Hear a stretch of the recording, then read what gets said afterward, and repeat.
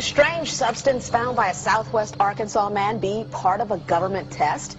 Well, that's the question at the heart of a phenomenon called chemtrails, now getting widespread attention. Well, they say the government is dumping chemicals on us to control or manipulate the weather. And they say the unusual-looking jet trails in the sky are actually chemical-laden chemtrails.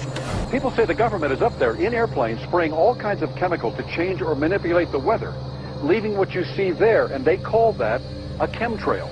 So when I look at there and I think are contrails, you're telling me are chemtrails? Yes, but a contrail would be dissipated by now. And it's interesting, Dale and Christina, this is of interest not just in this country, but European countries and frankly all over the world. A lot of folks interested in it. Well, Dave, you mentioned that climatologists and others who study the atmosphere believe that they'd be able to surely spot any kind of signs of an ominous plot. Our journey started in San Diego, California, where thousands of scientists, engineers, policymakers, and journalists gathered for the American Association for the Advancement of Science Conference. One of the topics was the artificial manipulation of the Earth's climate, also called geoengineering. During the meeting, scientists spoke about the plausibility of implementing geoengineering campaigns throughout the world under the guise of preventing global warming. One widely accepted theory was to block the sun by spraying something into the atmosphere. When they were asked about existing aerosol programs, they stated clearly that no such programs have ever been implemented. But strangely, these proposals sounded exactly like what people around the world are claiming is already happening. When I found out that the American Association for the Advancement of Science was going to be held down here and the main body of topics would be on geoengineering, I had to come. I had to be in on this. I had to hear what these top climate change scientists had to say. And that's the other question about chemtrails and whether geoengineering is being deployed right now without our knowledge. I don't have any personal insight into that, other than to say that I've worked in government at pretty high levels in the White House and in at state government. I'm personally skeptical of that. But obviously, you never know what you don't know. Chemtrails. On the internet, they are cited as proof of the government creating clouds to combat global warming. They claim the American government, with the secret approval of the national government, is covertly using jet aircraft to spray population centres with aluminium, with barium and with strontium so as to reduce people's immunity and reduce the global population. I'm always a little bit suspicious because the government doesn't seem that capable to do something on such a large scale. That is not rain, that is not snow. Believe it or not, military aircraft flying through the region is dropping chaff. Small bits of aluminum, sometimes it's made of plastic or even italicized paper products, but it's used as an anti-radar issue, and obviously they're up there practicing. Now, they won't confirm that, but I was in the Marine Corps for many years, and I'll tell you right now, that's what it is. And what happens here, military jets, some come out of Key West Air Force Base, and they move up into the atmosphere, and they drop mylar strips. Some could be a little wider, some are small glass fibers that are coated in aluminum. And what the Air Force does is they take their military jets and they dump these out of the aircraft, they fall into the atmosphere, and some take as much to a day to fall down. This is inevitably military or something going on. The government, the Air Force, you see this kind of a pattern like this, you can rest assured there's something going on. They're actually little bitty magnetic and little bitty strips of, whether it's aluminum. Well, it's a nuisance to you and I to determine what's real and what's not, but it looks like it is a life-saving operation there from the military. The apparent motive behind this conspiracy theory is one world government. Order, I cannot hear. Mr. Speaker, I want to assure the House that both my ministry and my colleague, the Minister of Health, who have received correspondence on this issue, that this conspiracy theory does not have an iota of truth, and that the trails observed from aircraft simply come from jet engines. Question number 9 of order. And I think what an appalling example it is of the new Foreign Affairs spokesperson for the Labour Party that she's spreading conspiracy theories about the United States government. I think the House has heard sufficient. It is called geoengineering, fighting global warming by putting a chemical dust in the atmosphere and reflecting harmful radiation back into space. We take geoengineering to mean deliberate, large-scale intervention in the Earth system. There are a variety of schemes that have been discussed for geoengineering. A classic example is injecting reflecting particles into Earth orbit. Nevertheless, there might be some good reasons to think about alumina. It turns out, first of all, there's been a lot of work on the environmental consequences of alumina in the stratosphere. The big deal really is that alumina has 4 times the volumetric rate of forcing for small particles as does sulfur. And that means you have 4 times less surface area for the same rate of forcing. And this is a much bigger deal. You'd have roughly 16 times less the coagulation rate. And that's the thing that really drives removal. So you could get away, we think, with much smaller mass fluxes. So that's why we see things like in the used aircraft patent from '89, they talk about aluminum. And that's why we're seeing in the surface water samples aluminum. And here's David Keith saying that aluminum has 4 times the reflective volume surface area. So they'd like us to think that we're talking about sulfur, but here they slipped up and let it out that aluminum is 4 times better to achieving their ends, and it sounds like it's kind of the one they don't want us to know the effects of. The little picture is from a nanofabrication study, which shows you can make very high quality, and do this in just a jet in a very simple way, make high quality alumina particles just by spraying aluminum vapor out, which oxidizes. So it's certainly in principle possible to do that, and there's a big literature that's already looked at that. And you could do that by either building new versions of these aircraft or even re-engineering existing aircraft. So there's some ideas about, so you go to an engineering firm and you want this done. They don't say this is hard or unusual. They say, okay, yes, we could do it. Aerosol geoengineering looks like it is so cheap that the cost is basically not going to be an issue. That means that implementation decisions will be risk-to-risk decisions. The risk of doing it against the risk of not doing it. And it makes the problem of how we govern it fundamentally harder and different and novel. So I've told you that it's cheap to deliver materials to the stratosphere, and I'm convinced that's true. I don't think that will change. But I think the more we do research, the less easy this will look, the more complicated the environmental effects will look. And that's a good thing, because right now it looks too easy. So I think that if we do more research, we're likely to find out that it's harder and more complicated than we thought, and that the side effects are harder to manage, and that's a healthy outcome that will make it easier to do the management. Of course, the opposite reaction is possible.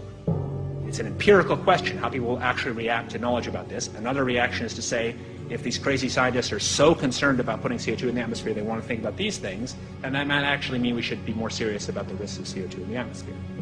And by the way, it's not really a moral hazard, it's more like free riding on our grandkids. And by the way, it's not really a moral hazard, it's more like free riding on our grandkids. Numerous air quality studies, including from CARB, California Air Quality Resource Board, have named submicron-sized particulates as being particularly harmful for human respiration. Through all the discussions today, I have not heard any mention of this fallout, and has this been studied, and also the effects of a highly reactive metal like aluminum on toxifying soils and waters? The question is, what would be the effects of these materials on human health if they came down into the stratosphere, in particular small particles and aluminum? So the collaborators of mine working on the aerosol scheme are actually folks from Carnegie Mellon who've focused on human health impacts. And while we haven't published it, that was the very first thing we did, was do the order of magnitude calculation in bevel pencil and paper, but with an expert on human health impacts about whether there could be an issue. And for aluminum or other particles, there are a lot of toxicological things that need to get looked at seriously. But if you're just thinking about the sheer number of particles and the human health impact of small particles, the answer is, well, we haven't published it. That was the first thing we looked at with some of the leading experts who do epidemiological research on human health impacts, and it's not even close to being an issue. So 10 megatons of aluminum dumped into the atmosphere would have no human health impact.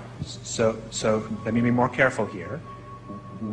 To separate out the toxicological, so the alumina we've only begun to research and published nothing. Alumina we've only begun to research and published nothing.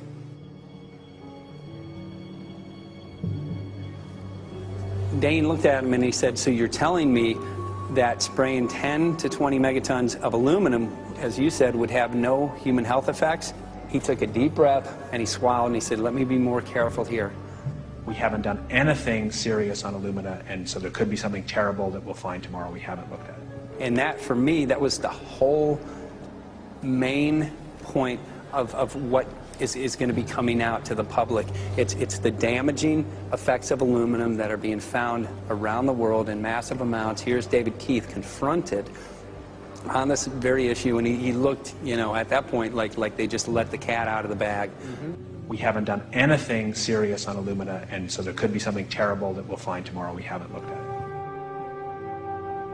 They're proceeding because they have an agenda that's separate from trying to thwart this crisis of global warming.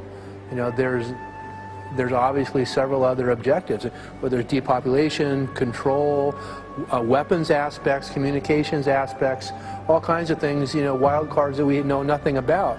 We don't really know, and I'm not going to attempt to speculate on exactly what the agendas are, but we can see clearly the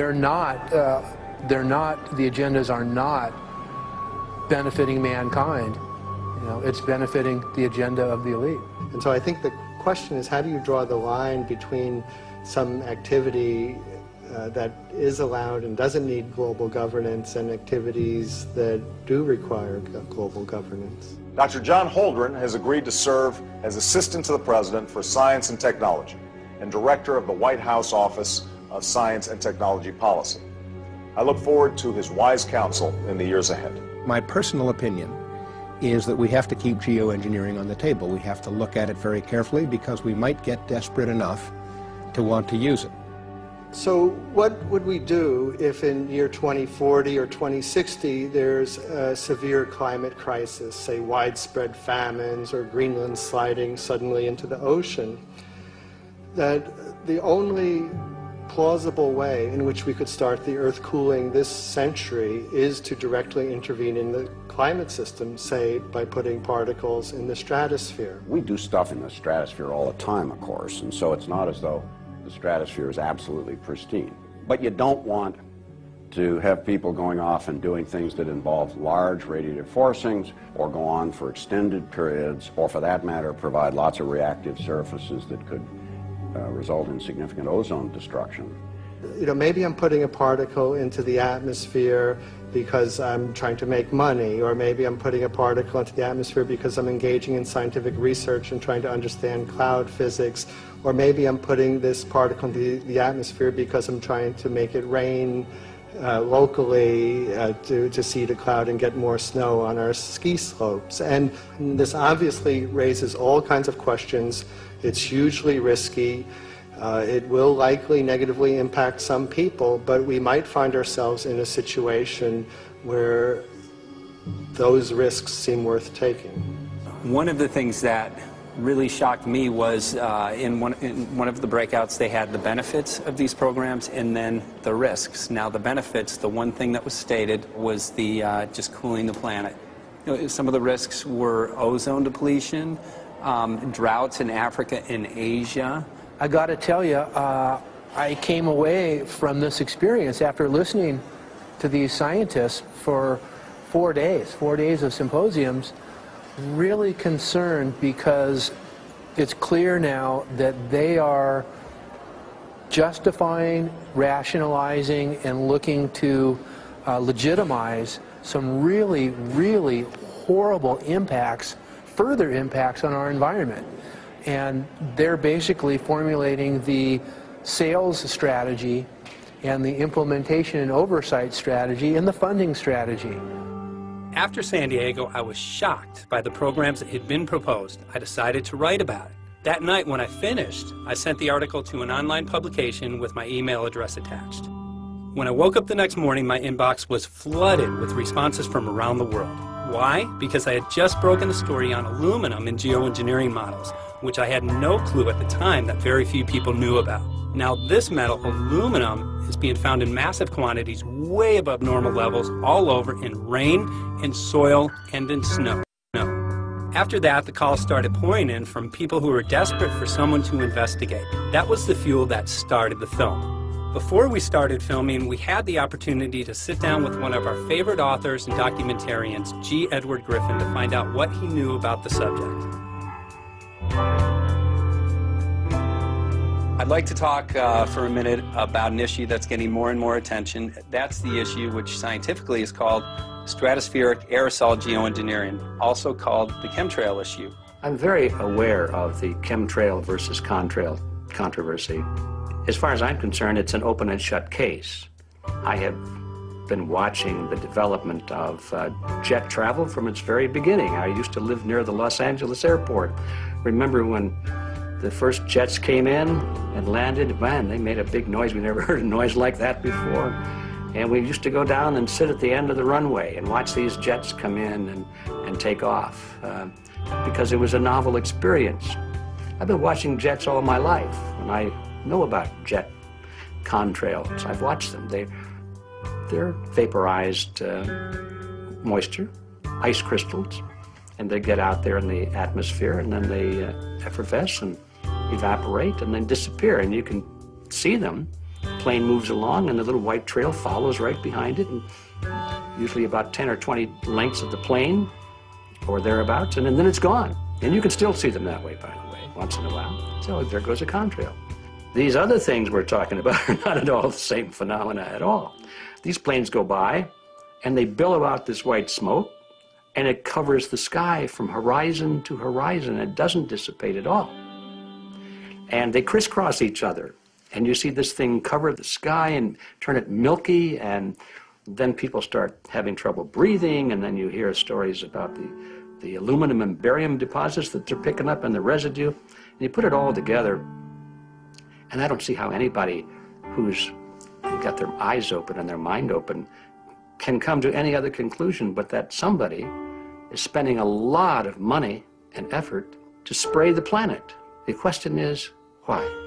I have my own theories, but I hope that there will be some good investigative reporters go out there and get us the answer. I know that whenever it's finally discovered, and it will be, the people who are doing it will undoubtedly say, oh, well, we did it for you folks. It's for the greater good of the greater number. It's for the society. It's probably to prevent global warming. Or maybe it's to inoculate people against some kind of a dreaded biological attack. We can't go around shooting everybody in the arm, but we can spray them and save their lives. You see how good we are? We're doing it for the benefit of society. I know they're going to, whatever it is, they're going to say it was for your good, but mine. Think if we had the ability to steer hurricanes, and the hurricane was going to slam into New Orleans.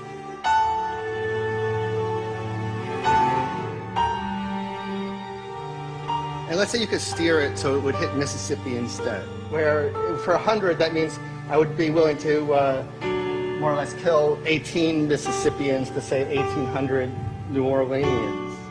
And if you do that knowingly, are you murdering those 100 people? And there's all kinds of equity issues there. Now, also, we might be wrong about our steering, and if we didn't do the research right, maybe our steering would intensify Katrina and even kill more people in New Orleans. And so this question of how do you develop the confidence to know that your intervention will reduce overall damage, and then how do you deal with the understanding that you might be damaging some people who wouldn't have been damaged before while saving people overall? The spraying appears to be mostly in NATO countries. I've seen it here in the United States, I've seen it in England, I've seen it in Scotland, I've seen it in Canada, and I've had reports from people who live in France. There's a grouping, there's a political grouping here of some sort. It's international in scope. It's not just an American phenomenon, it's international. And anybody that wants to investigate that, I think, has to take that fact into consideration. They're going to find a political grouping and a political motive here. But in my humble opinion, it's not in your good or mine at all. I don't know what it is, but we'll soon find out.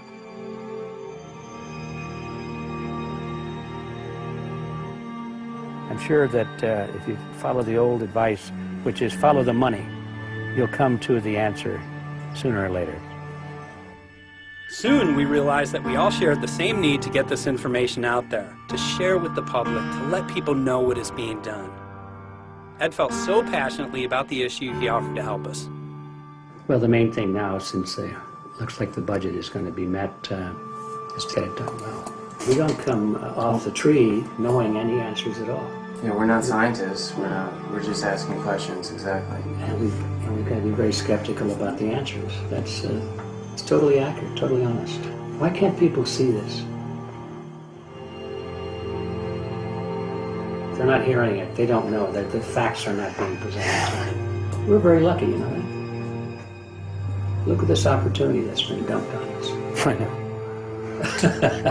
Opportunity. It's, well, this is going to... Yes. This is going to be a battle, I know that. A challenge and a battle, but I mean, why are we here if it's not for that? Can't go to get a hold of Morrow, so it's going to be you for the moment. I'll call him again. So. Sounds good. I saw the sky crisscross with chemtrails, and I can't remember if it was in LA or I was on the road, but I had looked up one day, and I thought, look at that. That's not the flight path, man. That was a grid, a regular grid over the city, and I couldn't believe my eyes. Milky white clouds. And, you know, it all seems very obvious, and now the evidence of what we have on the ground with the aluminum, the barium, strontium, and with what we see in the patents and what the geoengineers say are going to happen, I mean, for the everyday Joe, this is a slam dunk. This is a very delicate moment for the powers that be, because they're taking a covered-up operation like the tropospheric aerosol program, or Chemtrails, Project Icarus, whatever, it's had many names over the years, and they're making it overt into a geoengineering scientific shield to deflect sunlight, because global warming's out of hand. So at this very moment, the belly of the beast is right above us with no armor. Whether people believe in chemtrails or not, the geoengineering should be scary enough. And when people learn about geoengineering, chemtrails will then become apparent, because they're the same. So you're talking about a global conspiracy here. Geoengineers propose doing this on a global level. Off to Redding, California. Guess this is the second step after the 8 AF meeting. We'll see what we find.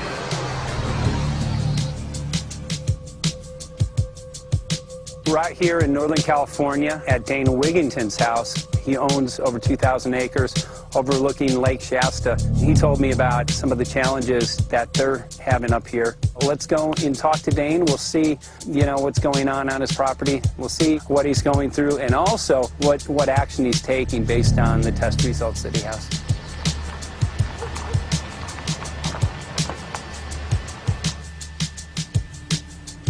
As you know, I have a background in the energy fields. I worked in the first solar plants in the continental U.S. in the early 80s. My home was on the cover of the world's largest renewable energy magazine, so this is my background. My goal has been to alert the public there is a mountain of toxic material falling on us, period. Before about 5 years ago, our skies were typically blue, and now you see it's covered with lines and haze, and virtually nothing you see on the horizon, nothing you see in the sky above us is a natural cloud. I mean, it is virtually all the remnants of these aircraft lines that you see fanning out, spreading into clouds, artificial clouds, but the sky is a very dirty look to it. It's not the white cloud blue sky that we had only a few years ago, but it looks like there's some sort of massive industrial activity or forest fires burning over there, and we see that typically every night. You see even down to ground level, the clarity drops off significantly, and we don't see that except for the days when we have these long lingering trails that spread and cover the whole sky, and on certain days you can see these trails actually dropping vertically like a veil. We assume the particulates are descending, and we have the test to prove that we are being inundated with levels of aluminum and particulates that are literally tens of thousands of times what would already be considered high. So we're not talking about exposure to a slight percentage higher of these toxic materials. We're talking about quantities, for example, off the side of Mount Shasta. If you can pan back, that's a landmark in Northern California, considered to be a pristine water source. Aluminum or snow sample off the side of Mount Shasta tested 61,000 parts per billion. This is just ordinary snow water, and people are drinking this stuff when they're hiking on the mountain. And remember, government action is required at 1,000. This is 61 times over the government limit, and our hikers are drinking this poisonous water on Mount Shasta Mountain itself. Barium, 83. Strontium, 383. So this summer, the people climbing are drinking poison. Basically. I certainly wouldn't want to drink 61,000 micrograms per liter of aluminum. And again, we've already seen in 5 years soil pHs in this area that have escalated 10 to 12 times, and we can prove that conclusively. Well, this is not speculation. We can prove conclusively that these metals have been in the rain. We have duplicate samples. Bachelor of Science in Forestry, International School of Forestry at Missoula. Master's in Zoology, specialized in aquatics. 35 years with the U.S. Forest Service as a wildlife biologist. And before that, several years with the USDA Soil Conservation Service as a soil conservationist. Also have run the botany programs, range and grazing programs. And I continue that today. Right now I do a lot of master gardener consultation work. When I started this garden back in about 2005 or so, the pH here was 5.5, 5.6. This is the old soil survey of the county. You can look at the page right here.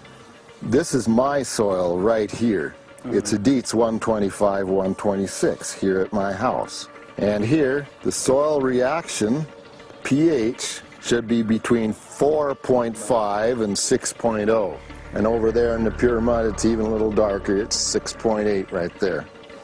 And what can this do to plant life and ecosystems? Well, you haul one of these things out and you start looking at the little things that are crawling around the soil. A lot of times they aren't there anymore. The little soil arthropods that you can barely see on a microscope, you can actually see movement with this. Little tiny macroscopic, look like little moving pieces of dust.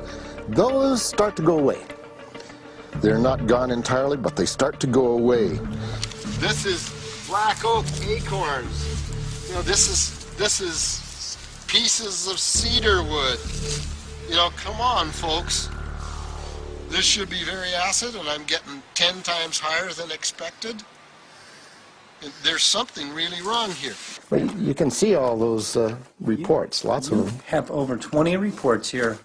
Well, at least 20. I'd say it'd be closer to 30. All revealing dangerous amounts of aluminum and barium. You know, the science is there that something funny is happening. And the naysayers say, well, so what? Isn't neutral good? Well, no, neutral's not good. Neutral is not good. If your soil is supposed to be 5.6, it should stay 5.6 if you want the forest to be healthy. And if you want to grow a good garden, you have to keep your pH around 6.0, 6.5. I think that we just need to wake up and just look at what's happening, because we can't just ignore it, because it's going to get worse and worse if we just keep ignoring it and pushing it away like, oh, that's nothing.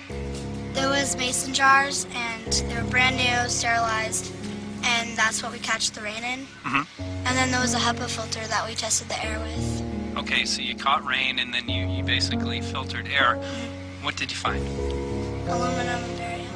Here's another test that's revealing 375,000 parts per million aluminum, barium at 3,090, and strontium at 345. Yeah, that's from a lined pond. With EPDM fish-safe pond liner. There is no chemicals, manufactured materials at all in that pond liner that's available to the aquatic life. It's designed for that purpose. The well that feeds this pond has been tested and retested. ND, no detectable aluminum, 0. The only other place this pond can receive water is rainfall. We are located on a filtered, forested hilltop, miles and miles and miles away from any industry, highway, and so forth. After several heavy spray days, there was a film that we received formed on the surface of the water, and we tested that crust, and it was aluminum and barium. That after a year and a half's accumulation had 375,000 parts per billion of aluminum in it. It's literally toxic.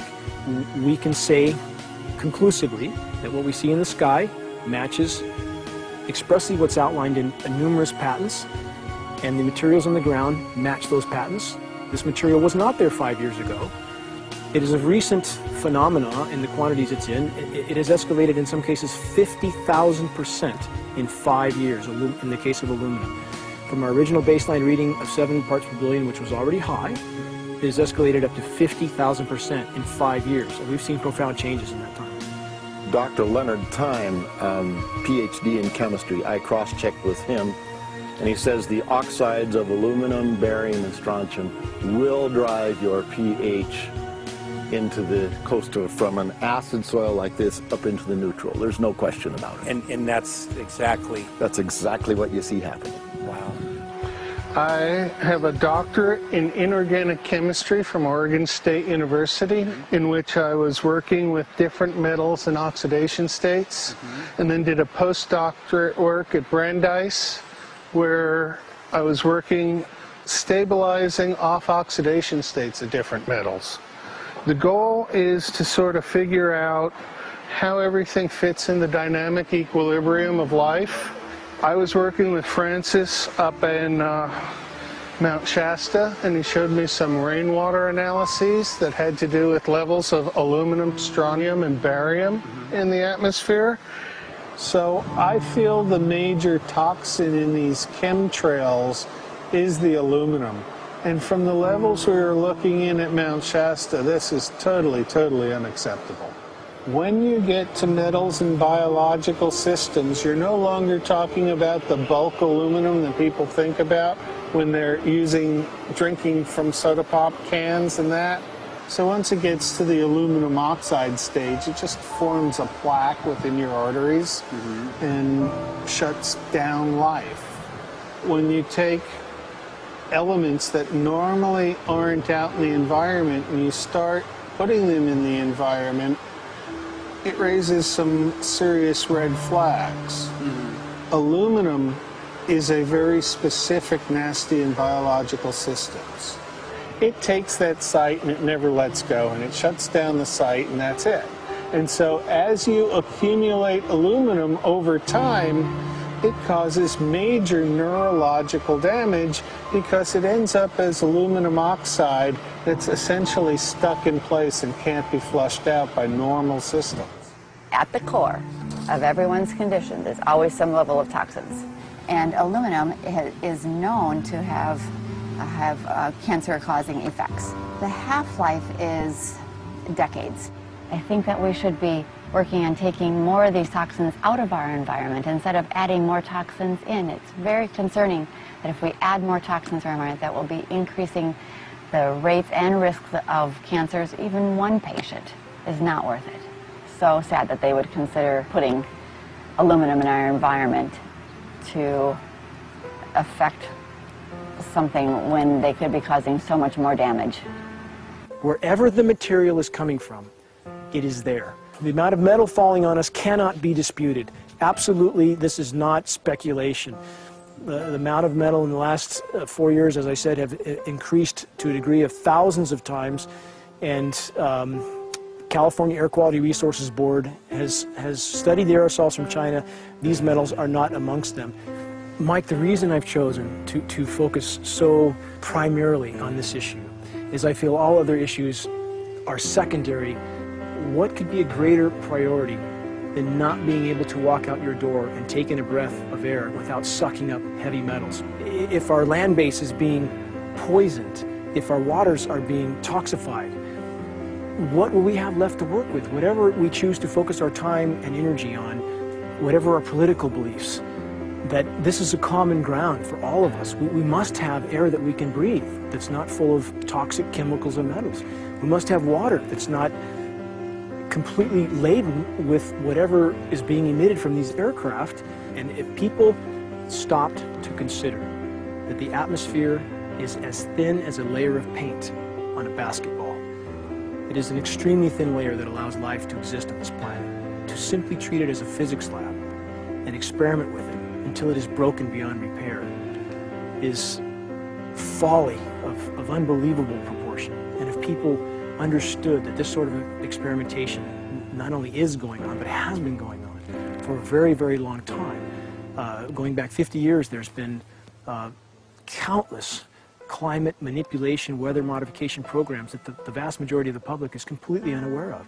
And if they think that this is not true, that certainly that somehow they would have known if it was occurring, I would ask them to look at things like Agent Orange and the things that governments do because they can, because there's no one to stop them, because they have these huge military machines that want to control everything. And in fact, the government's own document, perhaps you may have seen, it's available to any online, is called Owning the Weather, an expressed goal of our government, and not just our government. He told the Associated Press that the American government has created weather tampering techniques so that the New World Order will be able to starve millions of Americans and control the rest. There is weather control techniques. Number one, the entire patents on the equipment. Number two, Senator Claiborne Pell's complete statement and story of his own that not only does it exist, but that we even utilized it as far back as the Vietnam War. Well, Murph, we're going to do what we can. Let's see what we can do. You got the scientists behind you. The scientists are with you, so at least this scientist is with you. I may not have $1 million budget, but I've got enough to show that something's dreadfully wrong. You got it. All right. So Arizona will be this Monday, the 21st. Senator Johnson up in Show Low. So we're going to be in the car a long time.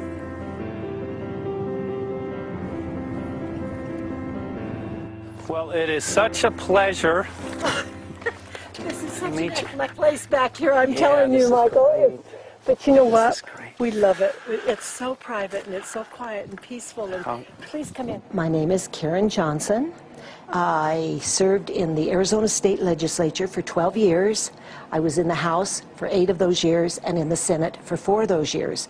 When you see a plane fly overhead, there's a trail that leaves the end of that plane, and it goes from one horizon all the way to the other as the plane flies across, and it begins to filter out and cover more and more of the sky in kind of ripples.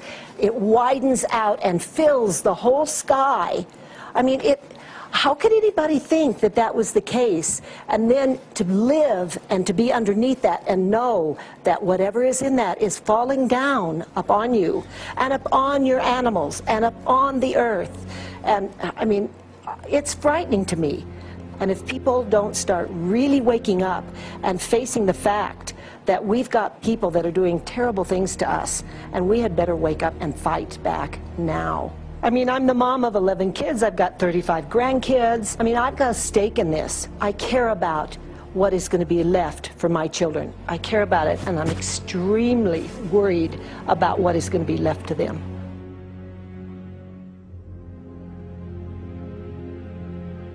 Aluminum is toxic, and we know that it's accumulative. And we know that we're getting more. So we're absorbing it in the air, we're drinking it in our water, so we are accumulating more. So the thought of more aluminum being dispersed in our environment in the way that you mentioned is very frightening to us and very disturbing to us. Those of us who have done any research on this are really quite concerned that we are ill-informed about this issue, and mostly that it's being done.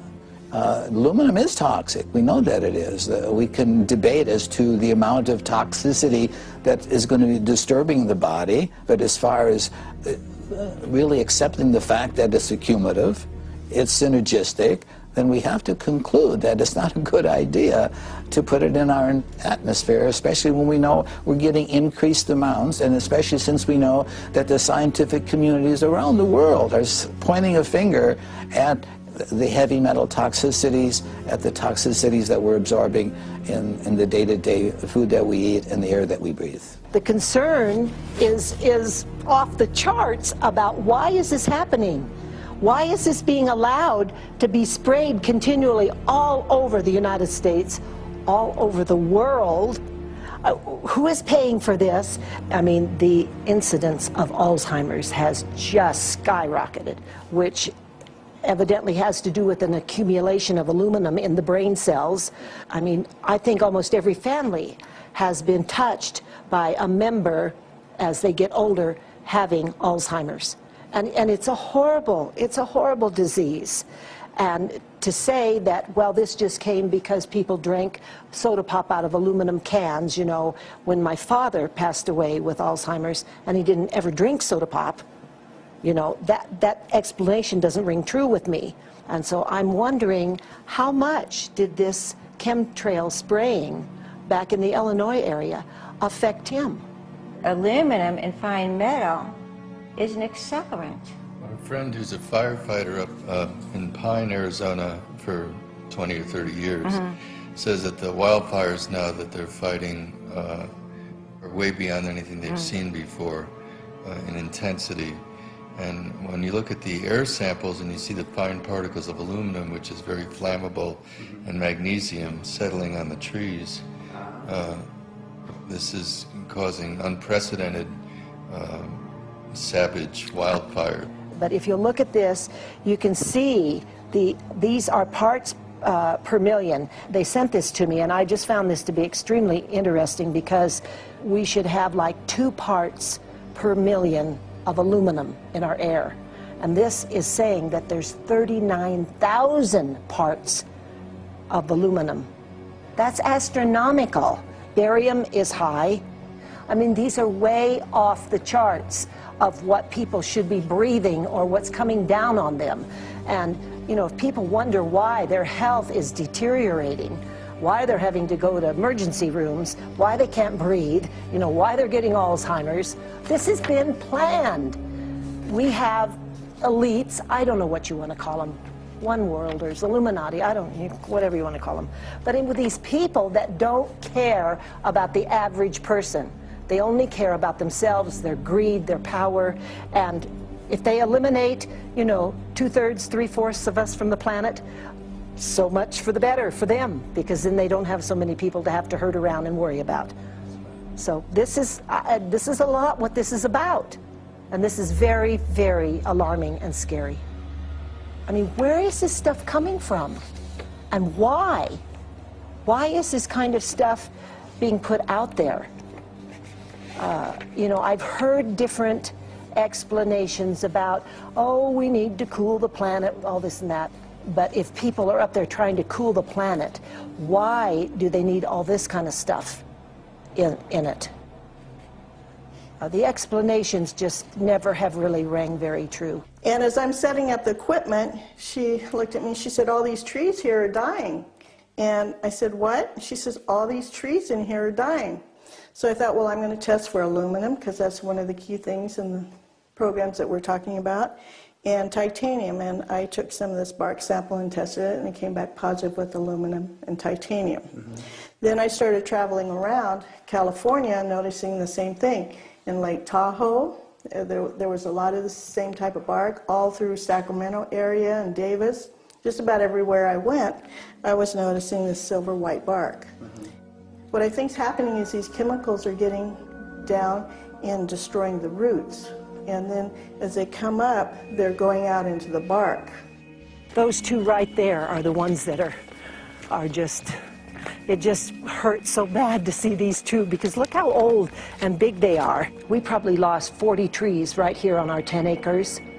Every week, every other weekend, we'd see another tree that was beginning to die. And I mean, it's just so sad, we just cry. And to think that that might have something to do with it, along with their other explanations, would really, really frost me. Every time you lose a tree, you know, it's not good, it's just sad. And there's another one over here in this little group of trees here. Don't you feel better when you stand up and fight than if you crawl down in a little hole and go to sleep? You know, I mean, my gosh, people, your families are out there, children are out there, your grandchildren. I mean, you've got to do something to help.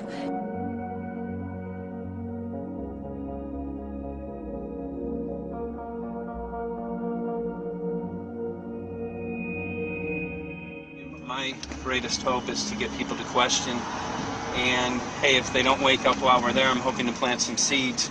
We're going to the most beautiful place on the planet, Hawaii, to see what's going on, collect some data.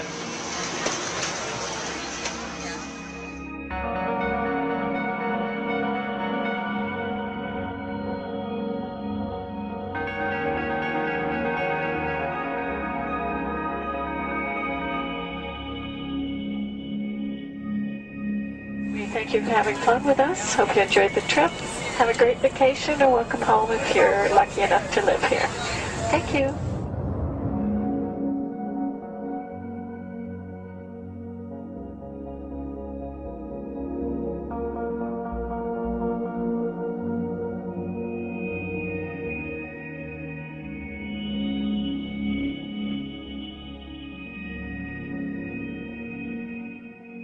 The whole valley's off the grid, so it's either solar, wind, or generators.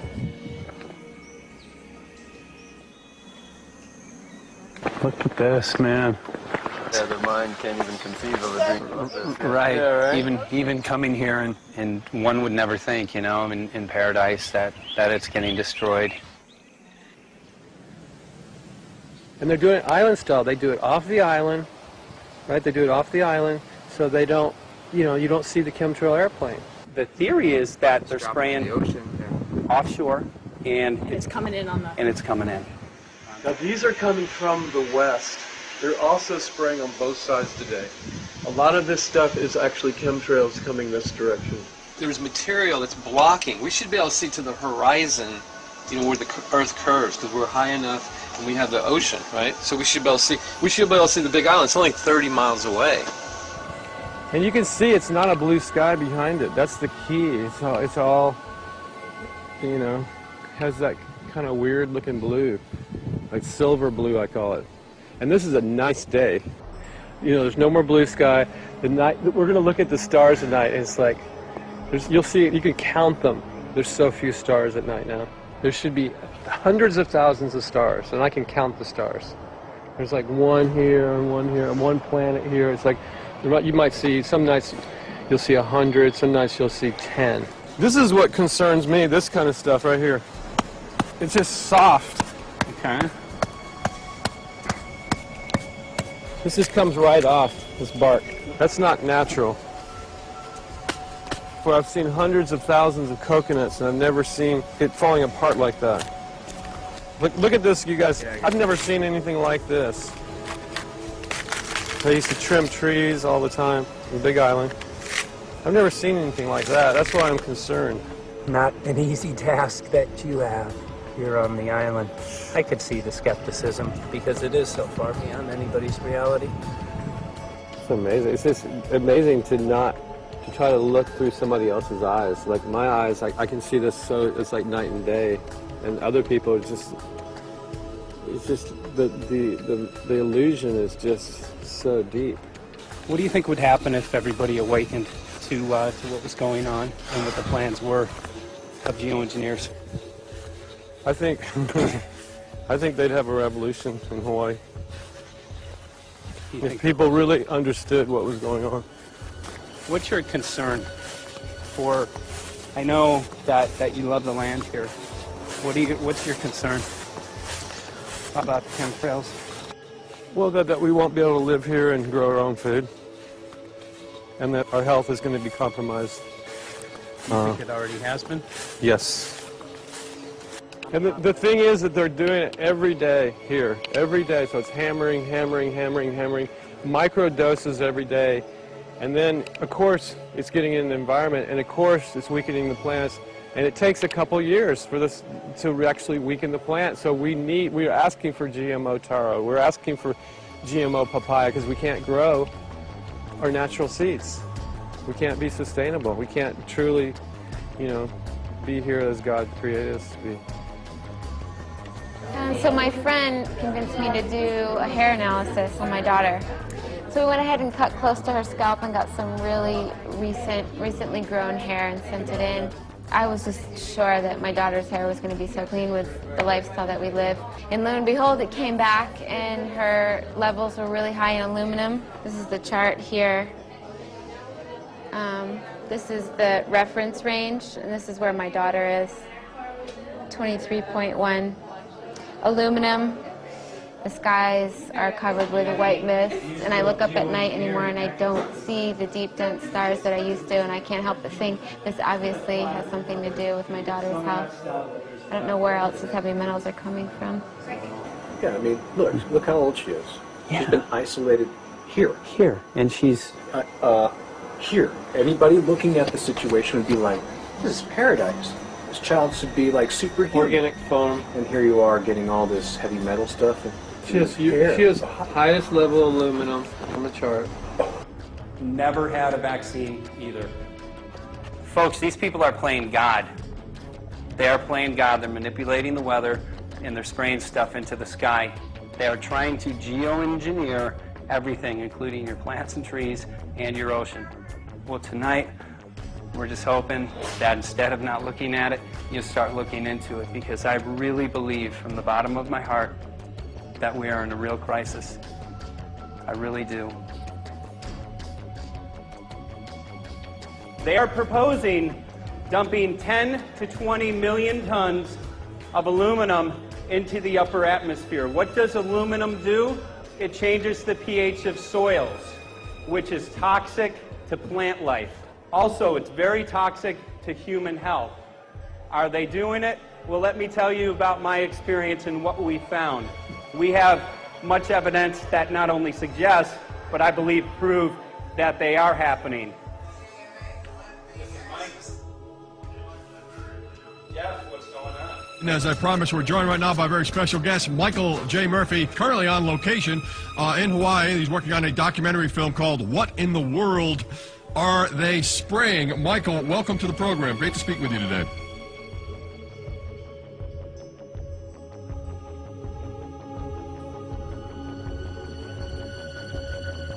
I had a friend who recently, he's always looking at things from a different perspective. He's a bit of a conspiracy theorist, you know, and he says that whenever the president comes to LA, there's no spraying that week. Could you have a better place for an interview? I mean, look. Well, this is being done over our farms and over our things. So basically, they want to eliminate our ability to eat organic food, have clean water. So in some ways, it sounds to me like, and you know, again, it's just a projection, but it sounds to me like this is control. How do we control the masses? Yeah. How can aluminum be good for you in any? And what was the second chemical you mentioned? It's barium. Barium and aluminum. Obviously, those are toxic to everything. To human health. To human health, to farms, to animals, to everything. 61,000 parts per billion. And there should be a government alert at 1,000? At 1,000, people are drinking this. People that climb the mountain, they're drinking that snow. It's poison. Oh my God, that's so disgusting. So that's 60,000 times above regulation. Exactly. 60,000 times above regulation. And I've talked to friends, and they're like, well, that's just ice. That's just condensation. And I'm like, you can talk to a second grader. Ice doesn't float in the sky and spread out that way, you know? You're not an expert, but you're a concerned citizen who said, wait a second. Who's actually doing the research. Yeah, you're doing the research, and that's what we need to do as Americans and say, you know what, I want to know what's going on. I want to know what the FDA is doing to my food. I want to know what the government's doing with my air, my water, and the soil. And, you know, it's just great what you're doing, and I just, my kudos to you for bringing light to this subject. Put all of the theories aside, just what geoengineers are proposing and what's being found is scary enough. So we can just address that. And I encourage more people to just step up and ask questions and do what he's doing. So thank you, Michael, very, very much. Aerosol spraying aluminum affects everywhere, and we have a beautiful tropical climate which I believe might be in jeopardy. So we wanted to not only come and bring the message of what people were finding around the world, but encourage people to test for the aluminum, strontium, barium. Essentially, I think it was an effective trip. I saw a lot of people here in Hawaii, in Maui, awake and not only curious, but willing to look into this deeper, and that's my only hope. This is one of the boldest moves, I think, from Ed Griffin yet. This is the taboo topic that nobody's supposed to talk about, and that is aerosol spraying. Now, we've got tons of documented proof of errant aerosol spraying. It just blows my mind that the whole essence of humanity has always been to look up into the sky and ask why. Though there are no limitations, there's endless space, an endless universe. Now, in the 21st century, we're not allowed to do that. Anyone who looks up and sees the giant grids and the X's in the sky that weren't part of our existence until just a decade or two ago is somehow called a kook. And the people that are the best and biggest proponents for the revolution and for liberty, they don't want you to talk about it because you could discredit them. it seems to be an industry that's being built up to milk the taxpayers by undergoing some kind of a giant global spraying program to make all kinds of money on the project. And they don't seem to care really what effect it has. They're not trying to experiment to see if humans can survive it or anything like that. They just want to get this stuff up. And then we discover, as we're going further down the line, that there are companies generating genetically modified organisms, or seeds, modified seed crops they're being engineered to resist the aluminum in the soil. And a lot of crops won't grow in that. And so now, after they've messed up the soil, all the farmers were going to have to go back and buy seeds that have been genetically engineered to resist the aluminum that have been put into the soil. And all of a sudden, mankind is completely dependent upon these companies like Monsanto and other giant agricultural firms. You can't even grow natural seeds anymore. And we're looking at that. It's a shocking thing. I hope we don't find that that's true. But all the arrows right now are pointing in that direction. We get into cost-benefit analysis here because there's also HARP could be involved in this. Geoengineering, as you guys mentioned, which is documented heavily in Dennis Kucinich's bill, that is the Space Preservation Act, which, by the way, I don't think got through Congress. And then Kay Bailout, as we call her here, Kay Bailey Hutchinson, also put together some legislation in order to qualify geoengineering, which, again, is supposed to save us all from global warming. But it is cost-benefit analysis because they can benefit on so many different levels. Ed, that's how they do everything, isn't it? That's right. And, you know, there's an old adage, if you just follow the dollar, follow the buck, you get to the source of the problem. And it looks to me like there's a tremendously profitable industry being built up right now around this concept of geoengineering or weather modification or reducing global warming and all of these other things that can be sold fairly easily to an unsuspecting public. They all say, oh, well, that's good. We don't want global warming, you know. And so they put up with this, and they don't question, they don't criticize. But behind the scenes, you see a whole industry being built up, which is, as I say, tremendously profitable. And the money for all of that is coming from the taxpayers. And it's a scam is basically what it is. We're just focusing on the one area that is real easy to prove. There's no speculation in the area that we're going into. They definitely are doing this geoengineering. They definitely are talking about it. They're working up formulas for it. They're putting together strategies for it. They've got funding for it. Everything is in place. We don't even have to go into those other areas to make the case. Okay, let them believe that, but at least they must understand that there's no question that they're talking about it and planning to do it. And so shouldn't they be equally alarmed about what they're going to do if it can be shown that barium and aluminum and some of these other toxic metals are very destructive to the planet and destructive to human health? Isn't that enough? You know, how many issues do we need to crank into this? And so, you know, if you're going to kill the planet and kill the population, do we need any other reason to be alarmed? What in the world are they spraying? Thank God people are asking this question. That's all we want. We just want to be able to ask these questions. Our good friend G. Edward Griffin, all these years, Mike Murphy and Paul Wittenberg are doing this great effort with your help. This is a community effort to get people real information. What in the world are they spraying? Any final quick comments before we're out of time? And my only final thought is that we asked the question, what in the world are they spraying? And we now know what it is. And folks, you're not going to like it.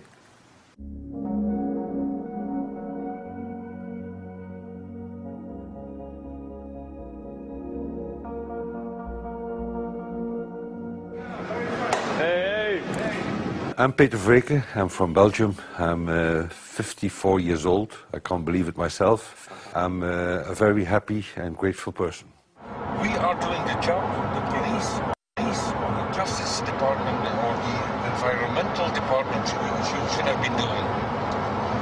And it's really essential that it's going to be a grassroots revolution. I think so. Because we are not fighting against, but for. Yes, we're fighting for.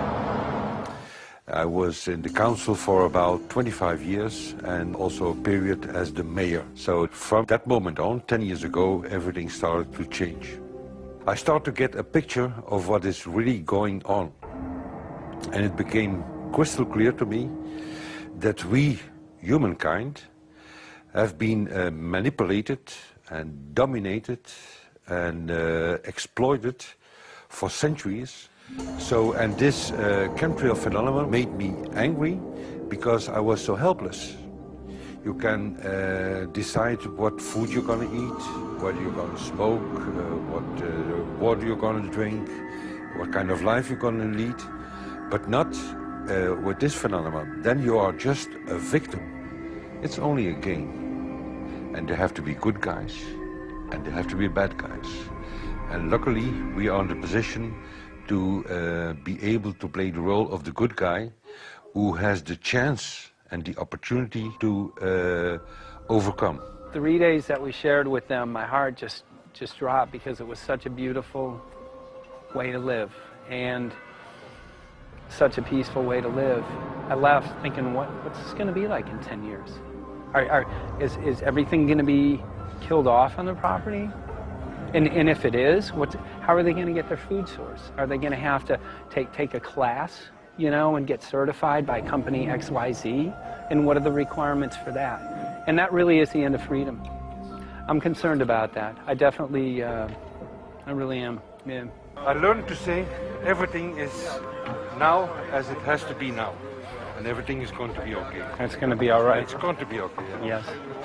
I have this deep feeling that in the end we will prevail because we have the right on our side. The cosmos is helping us. And I have this strong feeling that we are being supported by entities and by forces we can't even imagine.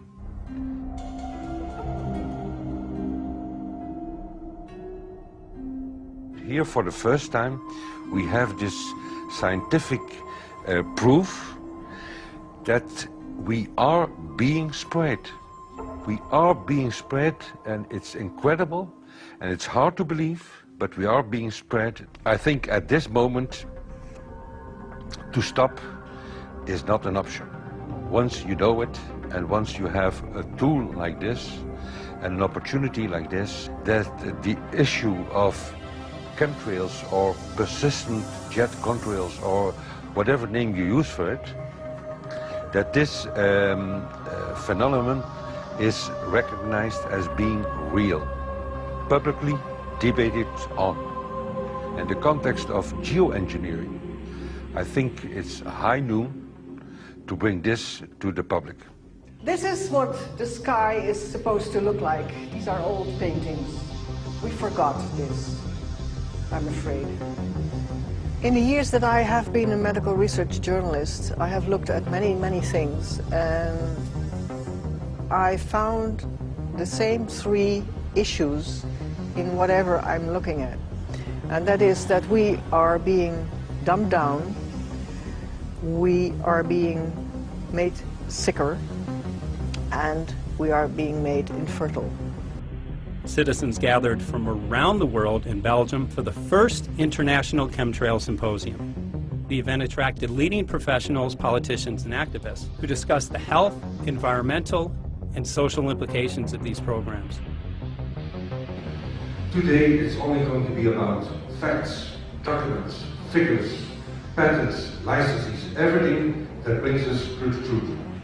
We have no other weapon against this vast complex than exposing and bringing their dark works in the light of the truth. We have the hope that by our efforts, more and more people will become aware of the fact that we are deceived by our leaders. So today, we, as a family, join forces with the people who publicly made known to the world that chemtrails are not a conspiracy theory, but a conspiracy fact. From the Technische Universiteit Delft in the Netherlands. Ladies and gentlemen, please welcome Koen Vermeer.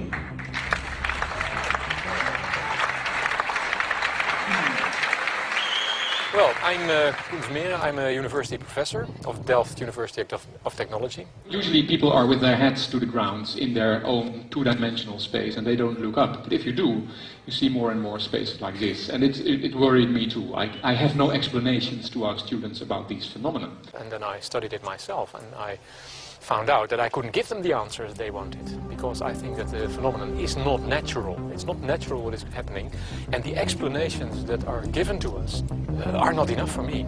If you look at them from a scientific point of view, the first thing a scientist does is trying to explain something. Because I'm smart and my students are not as smart yet, so I have to give them answers to questions. But if you ask most scientists, honestly, they cannot answer all your questions. If people are using climate control all over our heads, I want to know about it. I want to know the consequences, I want to know the health impact, I want to know everything. I need, as a teacher in my university, to give answers to my students. And they have good questions. And I don't have the answers, and I want to know. Excellent. And we should discuss this. Ladies and gentlemen, for here you in the auditorium and for all over the world, Michael Murphy.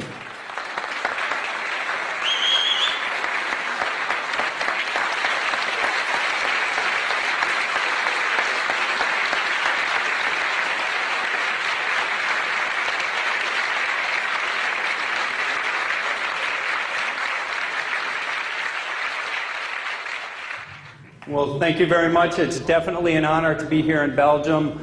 The people who are in power control everything. They control the markets, they control us, and now they're even controlling the weather. And they can use that for warfare applications. The one thing that they cannot control is what God had originally made, and that's natural organic seeds. This is called the Hegelian dialect. It's called problem, reaction, solution. The problem here is massive amounts of aluminum, things starting to die. The solution is Company X that says, hey man, you're not getting yields on your crop. Everything's dying. But I got the solution. I got a seed that will grow in this environment. The only problem is now you have to start buying from me. We're a little concerned that maybe part of this agenda could be to kill off anything that's natural and organic and re-engineer it with aluminum-resistant GMO seeds. Many may know we just got back from a week of filming in Hawaii, and it was an incredible trip. A big concern for the people there is they're beginning to see softening of the coconut trees. But their concern is that these programs may again be part of a broader agenda to destroy anything that's natural and organic, so that the corporate redesigned GMO foods might be the only source of food for people. I didn't anticipate so many people, young and old, who are interested in this phenomenon and are concerned about it. And I especially liked the address that the young girl gave today, only 17 and already making an address to the audience. That is, well, incredible. My name is Sofia Xenidis. I am 17 years old. It is quite scary to know that the air we breathe is not what it's supposed to be. That the food we eat and the water we drink contain traces of those substances which are sprayed out over all of us, as though we were being poisoned like insects. The feeling that this is causing me are feelings of deep anger and rage. I don't want to be poisoned. I don't want to be infected with cancer. And I'm just so angry that this global poisoning can be going on such a massive scale, and not enough is being done to stop this crime. A clear answer to one question. Are we being sprayed? Have we been sprayed? And is it their intention to spray again and again? What are we going to do about it? How are we going to deal with it? How are we going to stop it? I know the answer. There is only one person who can stop it. And you know him. You are. You are the person, the one you have been waiting for. We are magnificent, beautiful, godlike, divine human beings. Ladies and gentlemen, sisters and brothers, in this auditorium and in the whole world, thank you so very much for being present with us. And for now, please enjoy this anthem.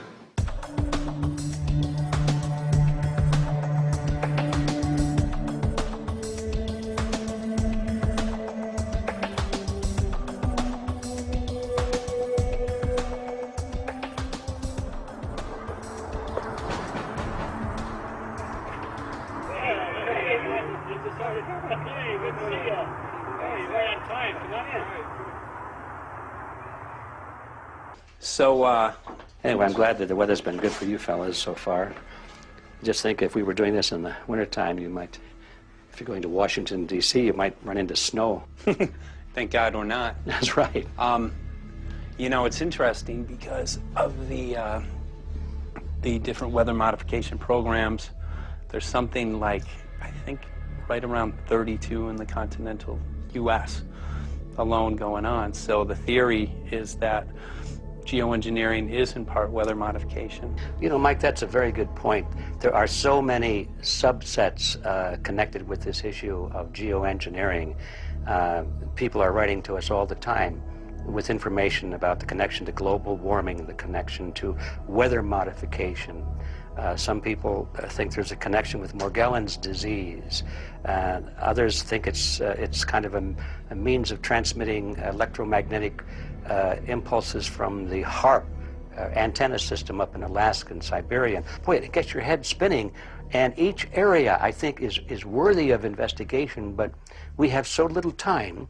I think it's wise for us to stay focused on just the aerospraying and the toxic effect of these chemicals and the destruction of the planet and the damage to human health. What more do you need than that to convince people that we have to put a stop to it? So to stay focused, I think, is our mission on this one.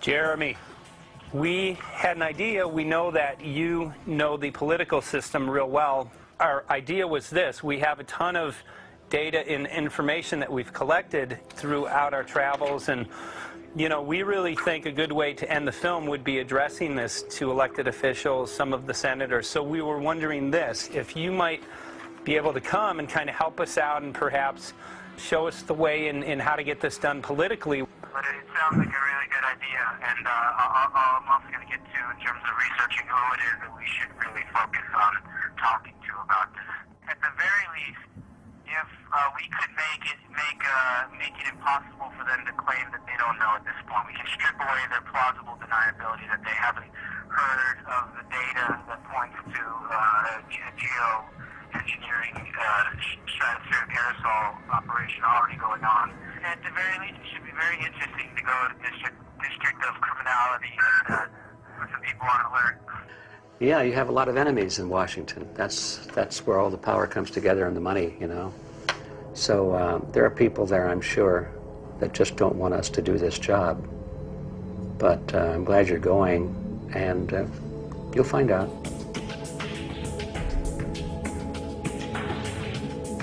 We took the data to Washington, D.C. There we presented our elected officials with the following letter. According to the 5th article of the Bill of Rights amending the Constitution for the United States of America, no person shall be deprived of life, liberty, or property without due process of law. But the daily spraying is depriving all persons living within the United States of life, health, liberty, and integrity of our common and private property without due process of law. As a representative of the people of the United States of America, we insist that you do everything in your power to protect us and immediately put a stop to geoengineering spraying at once. There exists no justification, legal or otherwise, to poison the planet and its inhabitants. Now suppose that space aliens arrived on, maybe they're going to land at the UN headquarters down the road here, or maybe they'll pick a smarter spot. But suppose they arrive and they give you a box. Suppose they arrive and they give you a box, and the box has 2 knobs. One knob is the knob for controlling global temperature, maybe another knob is a knob for controlling CO2 concentrations. You might imagine that we would fight wars over that box, because we have no way to agree about where to set the knobs. No global governance, And different people will have different places they want it set. Solar engineering is like chemotherapy. No one wants it. But we all want the ability to do chemo and to understand its risks, should we find ourselves with dangerous cancer. How long does it last up there? The lifetimes are years. What, years? A couple years. And then it what, precipitates out, or Yeah, that's correct. no toxic side effects that we know of? The thing we always wonder about is the unknown unknown. Yeah. So if you're thinking about, say, the acidification, it's clear that's not a problem. There's several studies that showed that. Right. But of course the concern here is with so little research, there may be some unknown that comes out of left field that bites us. My name's Mike Murphy. I'm a filmmaker in from Los Angeles. We're covering an issue called Geoengineering. Okay, thanks guys. Senator, a question about the issue of geoengineering. I'm afraid I don't know what you're talking about. And wondering if you were supportive of geoengineers' proposals of spraying 10 to 20 million tons of aluminum into the atmosphere. I should really get a briefing paper on it before I give an opinion. Oh, not a problem. Are you aware of the issue? Not completely. At all? Because, okay. Do you have a letter from constituents, and people have concerns? Yeah, We're making a documentary about the I don't know, you guys have credentials to be here? Yes. Yes, we do. We pass through security as well. Endowed by our Creator. I think so. Please don't touch me. Please don't touch my property. You're lying. No, why? What did we lie? What did we lie about, sir? No, we're not. What are we lying about? Lying about what? That's a little unusual, huh? I haven't heard that. Okay. You're not aware of it? And it appears that these programs have already been deployed. You know, I haven't looked at that proposal, and so, you know, why don't you let me review it? I can do that. Are you aware of? Actually, I'm going to go. Yeah. Let me go ahead and get that. I will take a look at this, and I will act accordingly. General, this program, this openly covert program of the aerosol spraying, stratospheric aerosol spraying, geoengineering, using tons of aluminum, spraying it up in the sky. I have no idea what you're talking about. Okay. Commonly called chemtrail, sir. When you were the head of NEMA, did you see the aerosol trails? Mike Murphy, filmmaker in Los Angeles. Hi, sir. And we're covering an issue called Geoengineering, and wanted to know if you're supportive of geoengineers' proposals.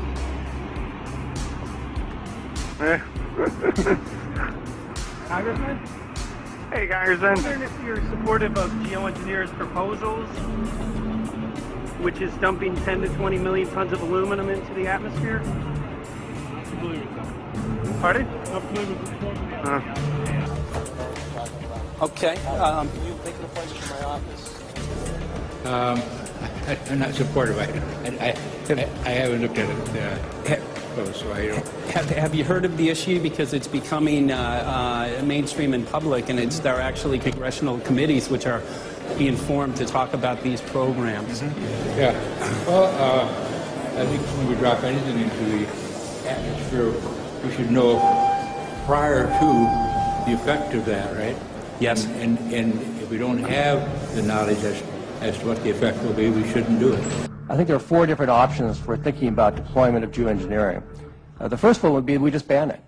I would argue that one does not want to get too firm a restriction in place on small-scale studies early on because it'll tie the science hands. I think what the science community ought to be trying to do is say, you do small-scale stuff inside this space, and it's a scientific question what that space ought to be. There shouldn't be a lot of oversight and restriction. Congressman? Excuse me. Hi, I'm Mike Murphy from Los Angeles, covering an issue called Geoengineering. These guys are running from the geoengineering issue. I wonder why. I'd have to talk to my staff. I don't know what your details on that are. Have anyone made you aware of the issue, or? Sir? Congressman, your committee talked about geoengineering last November. Are you in support of those proposals? I'd love to give you a paper. Which? Geoengineering. You know nothing about the geoengineering issue? Never heard of it. They call it geoengineering, but Yeah, I never heard of it. It's nothing I've ever heard anything about. when we looked up in the air today outside DC, we saw this stuff going on. Quickly, have you heard of geoengineering? No. The proposal is to shoot 10 million tons of metals into the air. This committee, Science and Technology, covered it for the first time. No, I've never heard of it. So we were very concerned. We spoke with Congresswoman Watson's office, and her press secretary, Ms. White, was familiar with Representative Kucinich's Space Preservation Act, which mentioned chemtrails and the weaponization of the atmosphere in space, and then it was pressured to be taken off the bill. Did you see the aerosol spraying going on today over the Capitol? Congressman? Geoengineering carries with it a tremendous range of uncertainties, ethical and political concerns, and the potential for catastrophic environmental side effects. He's not one to do interviews very often, so not unless we usually really pressure him into it. Okay. So don't, all that is, don't hold your breath. As chairman of the Committee of Jurisdiction, I feel a responsibility to begin a public dialogue and develop a record on geoengineering. We want to know if you're supportive of their measures by spraying 10 to 20 million tons of aluminum into the atmosphere? No, I think we need to have more research. Okay. And about the issue of current deployment, there's literally a mountain of evidence that many people believe proves the deployment of these programs. Any knowledge of that?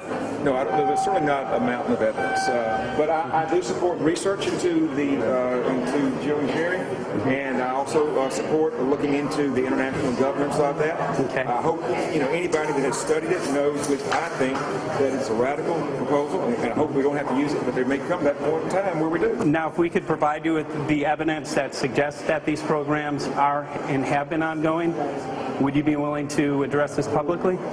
We've had about 3 or 4 hearings on it. We have addressed it publicly. Well, not about the proposals, but about the current deployment of these programs. Citizens. I don't support the current deployment. I think we need to have more research, and they have consequences that go beyond one nation, and so I think that there needs to be governance for that. Governance is not simply an issue of deployment, but governance before deployment in terms particularly of large-scale scientific fieldwork. I concede that on this subject and in general, it's not popular to talk about global rules. And when these people started talking about the need for UN Security Council oversight, a supranational environmental security enforcement with a strong mandate by the UN, it really is clear that they're looking for a global power behind the manipulation of the environment. But I do think it needs to be sort of an international kind of treaty that does tie and bind all nations into a common fate. It is a common fate. And unfortunately, it's not just big governments that could do this. It is small governments. It is billionaires probably could figure out, I'm going to save the world all by myself, and I won't bother to mention it. How do we decide when there's a planetary emergency? Whose hand is on the thermostat? How do we decide when to start it? There's no way to do that right now. And what if we do start doing it, and then by some problem with the technology or with the will, we can no longer do it? In a year or two, the aerosols will come out of the atmosphere and temperatures will shoot up at a rate much faster than it's going up now. And it's that rate of change that's hard for us to adapt to. So once we start it, we'll be sort of locked into doing it for a long, long time. And so that, and with basically no end in sight. Boeing would pursue this to make a profit, right? I mean, the financial motivation to do this. Let's see. So let me not speak for Boeing. Is that allowed? Okay. Well, it is what it is. No, but someday, if the U.S. is going to decide to do this stuff, they're going to look to a company who can do it, and you want to be positioned. Boeing would rather be get it than Lockheed Martin. So certainly we have an industrial base that helps the country take on technologies and large-scale challenges like national defense. And we do that both for a profit motive as well as, I think, as a national service. So I think it would be truly disastrous if, you know, we discovered a few years from now that there was a black program that some government had stood up to sort of learn on the quiet how to do this. It's pretty clear you can cool the planet, but you will not and cannot bring it back to exactly the same climate state you started with. So you may or may not, and I expect we'll have a lot of back and forth about how useful it is to ameliorate the risks of climate change. I think there's a good evidence it probably is useful, but we don't know. But it certainly can't get you back to exactly the climate you started with. I think everybody agrees with that. Do you think you'll see deployment in our lifetime? Let me say I hope not. Al? I would agree. I hope not. I hope I not. agree. Okay. I see this as something like an evacuation plan. You know, that you build big dikes. Maybe that's the emissions reduction to try to keep the flood from wiping you out. But that if that flood should come, that you'd like a plan for what to do in the event of that catastrophe. So I see these options more as a catastrophic response option and not as a way to reduce risk of everyday climate change. You would advocate mitigating consumption of beef as a means of accomplishing your objective? Yes. How would you suggest going about that? You can't. I mean, it's your job to decide what to tax and what not to tax. Obviously, if you wanted people to behave differently, you give them incentives and disincentives for behavior. But I'm sure that's the answer you wanted to hear, Mr. Smith. If only my time had not expired. Thank you, Mr. Chairman. Because there's literally aluminum and barium contamination found around the world, believed to be from these programs. Like, look, today over the Capitol looks like they're deploying some type of aerosol. Did you see it? No, I didn't, but good to see you. In a James Bond scenario, some rogue rich guy puts some airplanes in the air and seeds the clouds. What is to prevent that? Okay, are you aware of the issue? You do it through the... Are you in support of those proposals? What is your take? I don't know anything about it. You're not. I've got a chair here. Okay, we'll give you a letter on this. Yeah, this is a letter from constituents. Okay, great. Excellent. And many people believe that these programs have already been deployed because mass contamination has been found. Geoengineering programs, stratospheric. Got it. Yeah. Spraying from airplanes. Okay. So what is happening? People from around the world are finding contamination. Let me take care of this and I'll talk to you when I come back. I'll be back. He's here. Thank you very much. We see that even though we might make the average temperature of the planet about right, the rainfall patterns change some from today.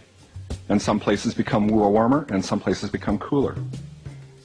So there are going to be winners and losers in this geoengineering activity if we were to do it. But nevertheless, as David has said, there are reasons why we might consider doing it. Many people are deeply concerned about it because of the toxicity of aluminum, and it has been addressed to Congress in various committees. Would you take a look at a letter from some of your constituents addressing the concerns? Excuse me. Okay. Can I give you a letter from constituents? Are you aware of their proposals of dumping? Gotcha. Thanks. Well, I'm not familiar with it, so I don't know what they're doing. Okay. Well, geoengineers are proposing just that, dumping aluminum and barium into the atmosphere. Why would we do that? Aluminum's a precious metal we can use. Well, the stated goal is to actually cool the planet. However, there's a... Sounds strange. Right, exactly. So they're proposing dumping these metals into the air to block the sun, essentially. We're here to just find out what members of Congress are. I hope we would have a strong hearing on that before we decide to do. I would hope so. And there's plenty of evidence that not only suggests that these programs have been deployed, because we're finding contamination of aluminum and barium on the rain, snow, and soil. Okay, thank you. Thank you. LA County has seen a 200% increase of Alzheimer's over the last decade. Tons of ground and water samples showing high levels of aluminum all around our state. Why don't you give me all the information you have I have some very good people I will assign it to. And if you get it to Mr. Lavelle, we will He's get got it my to card the and right send me an email. Lavelle. Okay. We will He's get got it my to card the and right- send me an email and Yeah. we'll Sounds look at great. it. We'll be in touch. We are Okay. investigating this, and there's literally a mountain of evidence that suggests that these Okay, programs are move going that on. mountain over to us. You Let got us it. take a look at it. And look up, Thank keep looking you. up into the sky and you'll see some of it. Oh, okay. You will. You can All see right. the aerosols being sprayed out of airplanes quite a bit. So thank you. Yeah, the future of humanity is definitely dependent on it. So we're counting on people like yourself to take some proactive steps. So thank you very much, guys. You're very welcome. Appreciate Thank it. you. Thank you. Right.